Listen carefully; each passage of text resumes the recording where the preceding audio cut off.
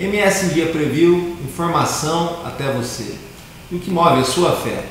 Entender o passado, compreender o presente, buscar um futuro melhor, aceitar a própria existência, o amor pela família, o amor próprio, o amor por Deus. Qual é a ligação que você precisa? Bom, seja qual for, é o tipo de ligação que precisa de concentração e sequência. E para isso que as pessoas buscam igrejas. O entrevistado dessa edição do MS Dia Preview, ele não concorre com esse mundo da velocidade, da internet, que torna tudo muito mais angustiado, mais ansioso. Ele faz com que esse mundo trabalhe para a evangelização e consegue isso com muito carisma. Para saber um pouquinho mais do padre Dirson Gonçalves, fica no vídeo.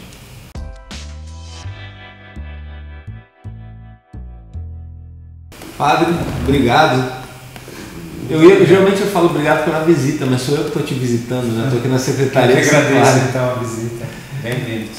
Padre, olha, eu até fiz isso na abertura, né, de falar da dificuldade, ou não da dificuldade, mas da barreira que a fé encontra nesse mundo atual, que você consegue driblar isso. Existe mesmo uma dificuldade para falar de fé, ou para manter as pessoas concentradas na fé nesse mundo de hoje, da internet, onde todo mundo tem um celular tocando a todo momento, com o WhatsApp ligado? Eu sempre digo assim que para a gente conversar com Deus, ou para fazer essa experiência, né, com o sagrado, a gente precisa de concentração, de silêncio pelo menos, por alguns instantes que seja, mas a gente precisa. Na agitação assim é mais complicado, não que seja impossível, mas é mais complicado. Então eu digo nas missas, por exemplo, nas novenas, nos momentos de oração, de retiro, procure se concentrar, porque senão você não consegue entrar no mistério divino, né, e captar tudo de positivo, de força, de energia que está lá dentro desse mistério. Então, para isso é preciso desligar um pouco da velocidade do dia a dia, colocar, a gente diz até nas missas, no começo das missas, coloque o seu celular no silencioso ou desliga de uma vez, porque é um momento seu agora com Deus, né? Então a gente precisa puxar as pessoas, orientar as pessoas para esse desconectar-se da velocidade, para se conectar com o mistério de Deus. Mas o senhor, naquele momento que a pessoa está conectada, também tenta captar a pessoa. E como foi essa ideia, esse insight de utilizar a rede social para evangelizar ou não? Era só o perfil do Padre Dirson e as pessoas procurando e buscando informação, e você acabou utilizando aquilo como um instrumento de fé também? Começou de um jeito simples, né? O meu perfil, né? Quem administra o perfil é o senhor, sou eu mesmo que mexo. Não tem alguém que trabalha para o senhor nisso? Sou eu mesmo. Então eu quis criar um perfil meu. E daí eu fui percebendo que as redes sociais elas são muito poluídas de coisas falsas, de maldade, de coisas assim que não interessam tanto. Eu quis fazer do meu uma coisa positiva, que levasse uma mensagem: oi, bom dia, Deus te abençoe. Coisas bem curtas e simples. E comecei a fazer isso e comecei a perceber que as pessoas gostavam, curtiam, agradeciam, diziam amém. Tem uma sequência assim de pessoas dizendo amém, amém, quer dizer, eu agradeço, né? Elas mantinham um vínculo contigo que já era iniciado, claro, na vida real, né? E assim, quando você percebeu que isso começou a dar resultado, assim, você falou, opa, tá muita gente curtindo aqui, ou as pessoas comentam, ou as pessoas buscam dúvida mesmo da própria vida para ti, no inbox, não, uma coisa que também ou você direciona para o mundo real, me procura na igreja que é melhor. Uma coisa que eu quis fazer também, que eu procuro manter até hoje, é assim: eu não converso pela rede social, eu simplesmente posto a mensagem do dia e nem vejo os comentários. Né? Como se fosse uma rádio, você bota uma mensagem na rádio. Primeiro que eu não tenho tempo, né? A gente fica lá respondendo as pessoas e para responder algumas e não responder todas as pessoas, eu acho melhor não responder ninguém. Então eu coloco a mensagem e aquilo que toca no coração da pessoa, para mim já está bom. Ou se ela quiser continuar um diálogo dela, vem aqui, né? Porque eu não consigo, eu não tenho essa estrutura, eu teria que fazer igual você falou no começo, ter alguém que fizesse isso por mim, mas eu não acho legal, eu prefiro eu mesmo me comunicar com as pessoas diretamente através das mensagens. E eu fui percebendo isso, que seria impossível eu responder a todos quando o número de curtidas ou de pessoas que visualizavam foi crescendo. Teve momentos assim já de chegar a quase 10 mil curtidas num dia, da mensagem do percebi dia. em caso até de viagem, quando o senhor Isso. estava fora de Campo Grande, o pessoal acompanha, quer saber o que você está fazendo. Uma vez eu fui numa excursão com um grupo, né, para a Itália, então eu postava onde eu estava, lá na Itália e tal, e as pessoas acompanhando, nossa, que legal, pá, o senhor está nesse lugar e tal. Então eu fui percebendo que o grupo, as pessoas que estavam ali, seguindo, vendo aquilo, era muito grande. E as pessoas que comentavam ou perguntavam alguma coisa também era muito grande. Eu falei, bom, se eu entrar nessa questão de responder as pessoas, eu não vou dar conta. Agora, assim, o católico tem um mito, né? O católico não praticante. Aqui no nosso país tem essa história, você é católico? Sou, mas não sou praticante. E tem muitas pessoas que falam isso. E lideranças como o senhor, como o padre Reginaldo Manzotti, como o Fábio de Mello, como Marcelo Rossi e tantos outros, tornaram essa evangelização algo mais jovem, talvez algo mais oxigenado e capaz de chegar a multidões e manter viva a mensagem de Deus no mundo moderno.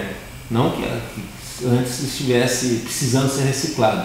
Mas vocês conseguiram também, por outras vias, buscar as pessoas e trazer elas para perto de uma mensagem boa, né? Uma mensagem de fé. Isso o senhor sente que é um paliativo, é o que mantém a igreja forte, é o que mantém a igreja viva, para conseguir ter a sequência dela e talvez não perder tantos fiéis, ou pelo menos assim, ajudar a sociedade a ser melhor, que talvez seja um dos papéis da igreja? Eu vou usar 2 líderes católicos para justificar a minha opinião.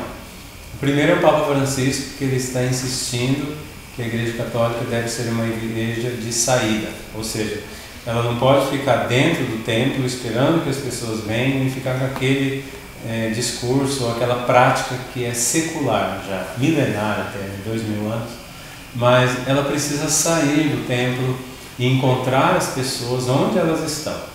Aí entra em cheio as redes sociais, a televisão, a rádio, todos os meios que atingem as pessoas onde elas estão. A outra pessoa que eu vou me referir, você até se referiu a ela há pouquinho tempo, que é o padre Manzotti. Eu estava assistindo uma entrevista dele numa rádio de São Paulo. E o entrevistador, acho que queria, não sei, pressionar ele, alguma coisa assim, dizendo que você não acha errado como um padre ficar muito moderno, usando todas as coisas modernas e tal, para evangelizar. Se ele não acha errado isso, ele usou uma resposta que eu achei fantástica. Ele disse assim: nós estamos aqui num estúdio super moderno, é uma grande rádio de São Paulo. Você tem os melhores aparelhos, a tecnologia, ar-condicionado, um estúdio bonito e tal. Há, sei lá, 30, 40 anos atrás isso seria impossível, mas houve um avanço das rádios e das empresas de comunicação e você seguiu isso, vocês da rádio. A igreja é a mesma coisa. Há 30, 40 anos era impossível você usar redes sociais, internet, televisão, né, com alta qualidade, como é possível hoje. Mas a igreja ela não ficou parada no tempo. Ela seguiu esse avanço, né, da tecnologia para evangelizar melhor. Portanto, eu não acho errado o padre usar esses meios, né? Então, o que eu estou querendo dizer com essa fala do Papa e essa fala do padre Manzotti? A gente não pode desperdiçar essas novidades que aparecem, que são os meios de comunicação, e principalmente hoje a internet, e deixar isso sem preencher isso com coisas positivas, que ajudem as pessoas na sua vida particular, na sua vida de fé, entendeu? Às vezes a pessoa, hoje nós vemos assim um caos na questão da depressão, né? Quanta gente deprimida. Às vezes uma imagem que você coloca, uma imagem bonita, atraente, e você coloca assim, olha, Deus te abençoe, bom dia. Só essa frase, essas 2 pequenas frases, vai fazer bem para aquela pessoa que não recebeu o bom dia de ninguém, que não lembrou que é uma pessoa abençoada. Então, veja que em pequenas doses você vai atingindo corações que às vezes estão sem ser atingidos ainda. E principalmente assim, levar a reflexão, né, padre? Porque a reflexão ela é muito de dentro para fora, né? E assim, sem a reflexão não existe fé, talvez, né? Porque o que eu acho interessante da Perpétuo Socorro é que aqui vocês lidam com multidões na quarta-feira. Quantas pessoas passam por aqui?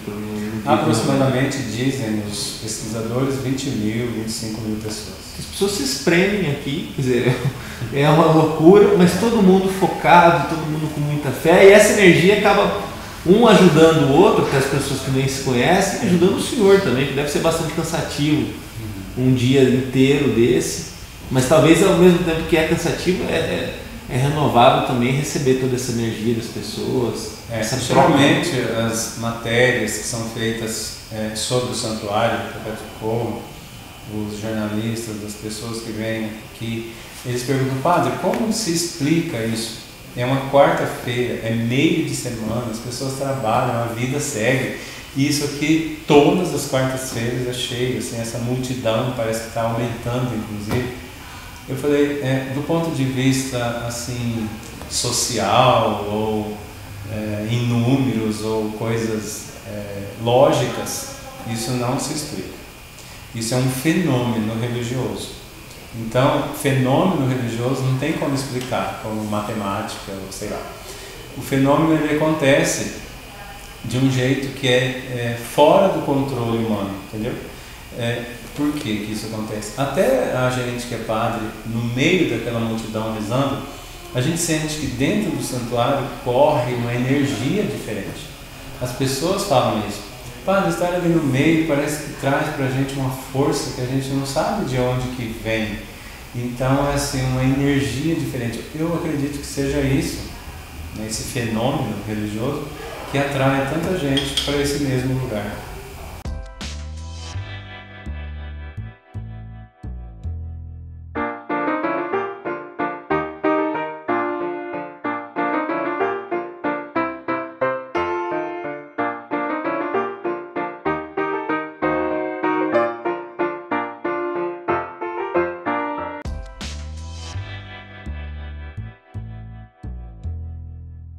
E o senhor está com 45 anos. Quando o senhor decidiu ser padre? O que foi vocação? Foi a presença de Deus? Foi um momento de virada na sua vida?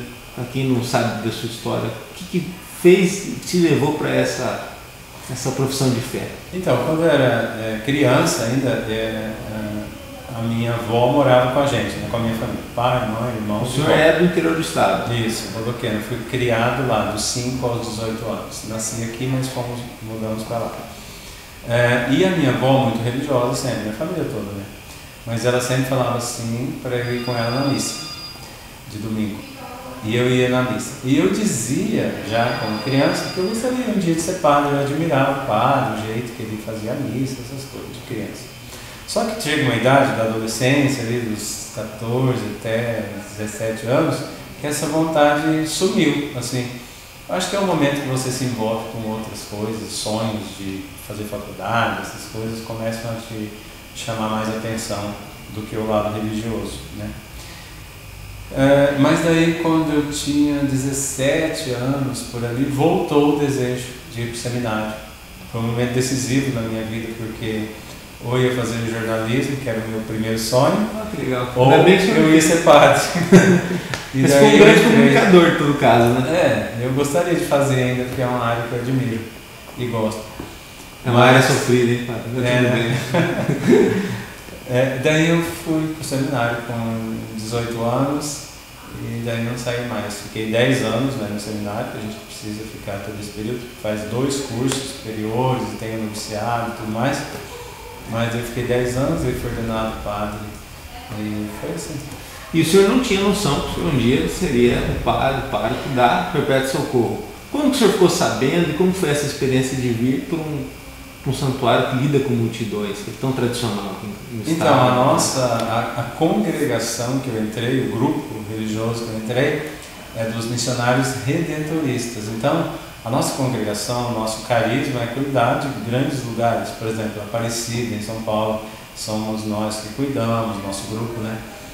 O Divino Pai Eterno, onde tem o Padre Robson também. E os santuários de Perpétuo Socorro, né? Tem Curitiba, Campo Grande, Goiânia, Belém do Pará. Então são vários lugares que tem grandes santuários de Nossa Senhora do Perpétuo Socorro. E todos são cuidados por nosso grupo redentorista. Então quando eu entrei nessa congregação, quando eu fui ordenado padre nessa congregação, eu sabia que a gente tinha esse trabalho, mas também sabia que nós temos paróquias menores, paróquias normais, assim, com fazem parte desse conjunto. Isso, fazem parte desse conjunto. E daí, mas eu entrei e eu sempre tive uma devoção muito grande à Nossa Senhora do Perpétuo Socorro. E eu não sei, acho que os superiores perceberam que eu gostava de novena, gostava de Nossa Senhora, gostava de multidão, e me colocaram no Santuário de Curitiba, primeiramente. O senhor, depois que se ordenou padre, morou em Curitiba e em São Paulo. Aqui em Curitiba o senhor conheceu o Reginaldo Manzotti, ficaram amigos. Quando eu era já padre, que eu trabalhava no santuário de lá, fiquei 5 anos no santuário de lá, eu era vizinho do Manzotti, porque eu era do Perpétuo Socorro. E nessa época ele não cantava, né? Nossa Senhora do Guadalupe, que era vizinho de lá. Não, já cantava. Já cantava. E estava no começo da fama ainda, né? Mas a gente sempre se encontrava nas reuniões do setor e tudo mais. Depois que eu fiquei lá 5 anos, daí que eu vim para Campo Grande, eu trabalhei na paróquia Nossa Senhora da Guinha, que é uma paróquia pequena aqui de Campo Grande, e depois vim para o santuário, que já estou entrando no 8º ano. E assim, lidar com uma missa lotada, todas as missas do senhor são lotadas, são cheias de gente, por conta do ponto em si? Todas as missas aqui do santuário são bem cheias. Na quarta-feira vão as novenas, são 18 novenas. Começa às 6 da manhã e vai até às 23 horas, sem intervalo, de hora em hora começa uma nova. Na quinta-feira nós temos 3 grandes missas, todas lotadas, com a bênção do Santíssimo. Eu sempre presido a missa da noite, super lotado. No domingo nós temos 5 horários de missa, todos cheios.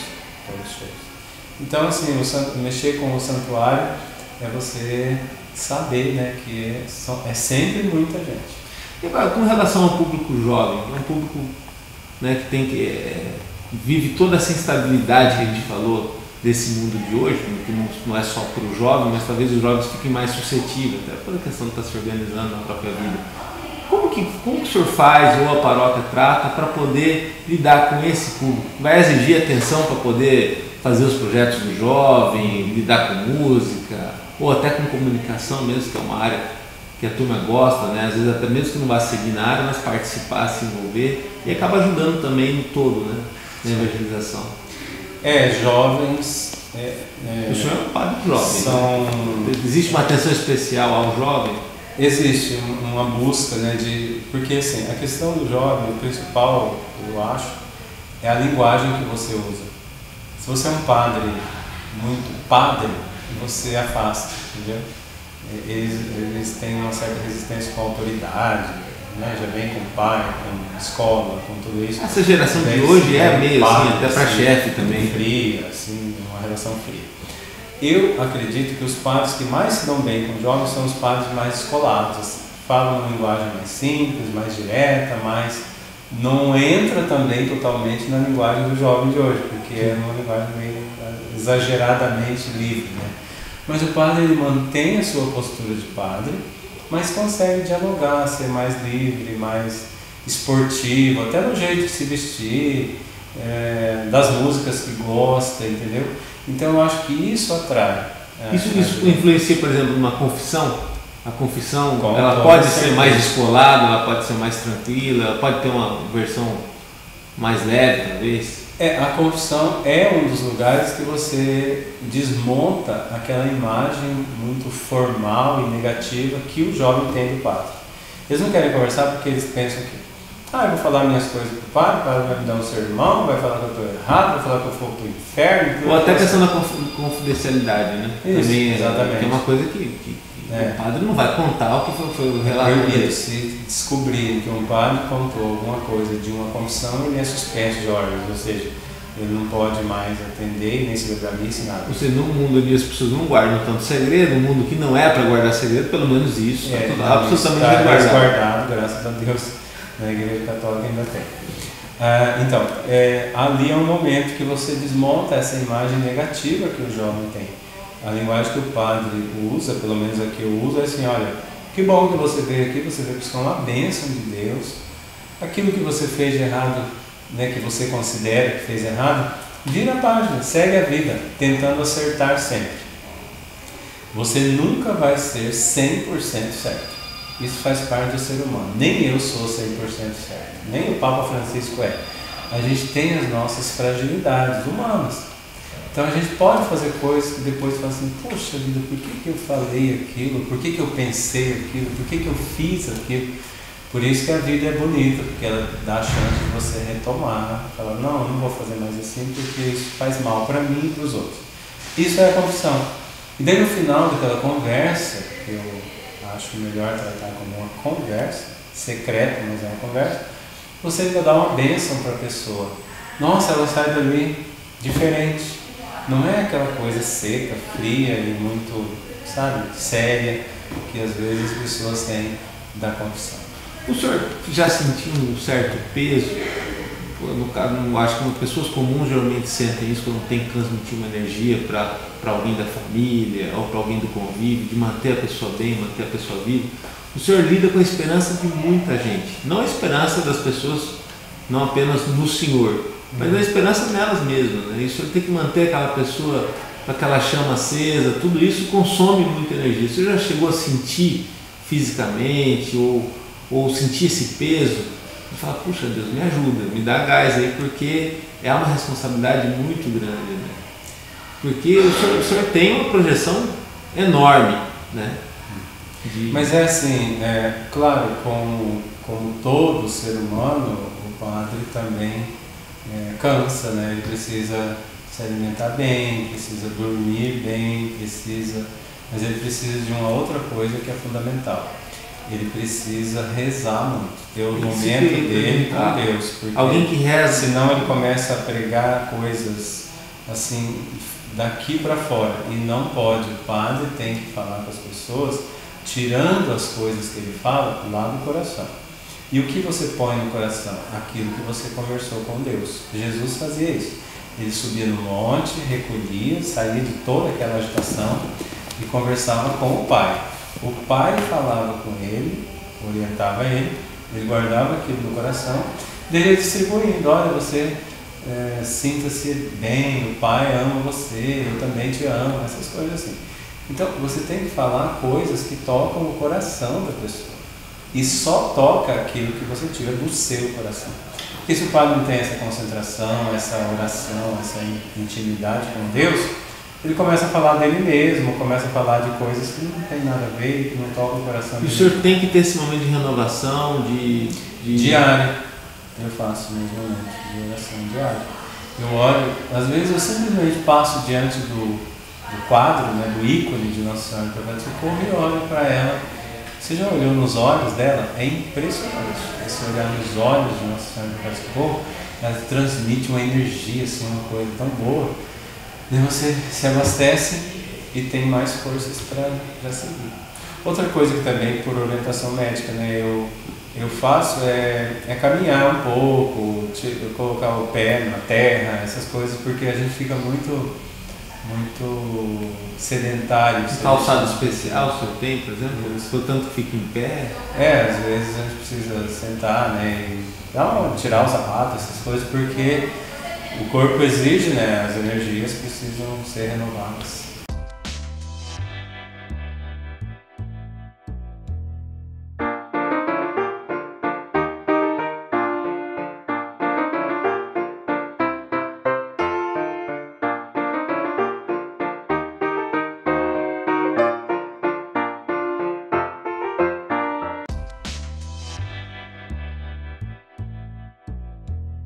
Agora, mantendo esse assunto das energias, né, tornar aquele ambiente, o ambiente da igreja, um ambiente sadio, um ambiente focado na mensagem de Deus, talvez exija também algumas decisões de blindagem.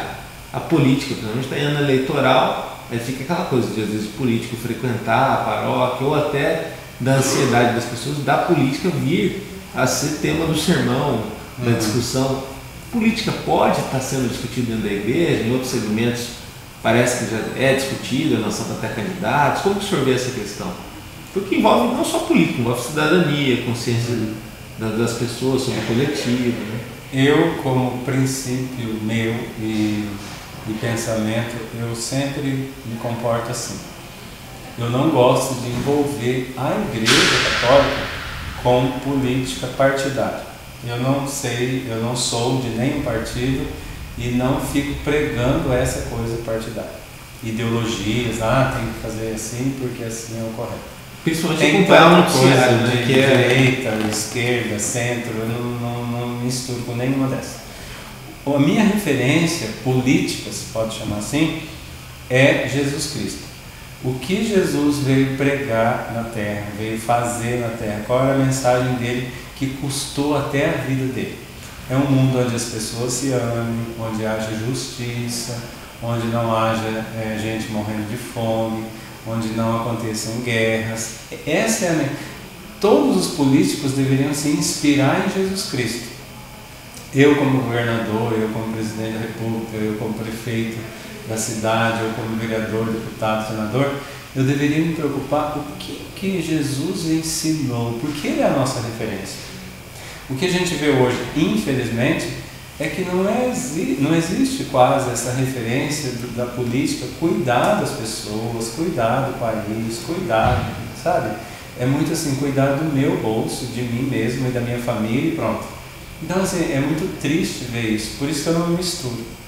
E nos discursos que eu faço, nas missas que eu celebro, eu não uso a questão política, porque ali naquele público tem 1000 pessoas na igreja, por exemplo. Tem gente de todas as tendências políticas. Eu vou falar uma coisa de uma tendência, eu vou ferir o outro lado. Que não pode muito bem falar a linguagem de Deus, a mensagem de Deus, que é universal, que vai servir para todos. Exatamente, vai servir a consciência das pessoas, a questão da justiça, da solidariedade, da fraternidade. Isso é universal. Isso é de Jesus Cristo, entendeu? Por isso que eu prefiro muito mais falar dos valores que para Jesus são importantes. E para um cristão, né, para uma pessoa do bem, esses valores são indispensáveis para qualquer área política. Agora, padre, além da mensagem, é muito importante o exemplo e a ação.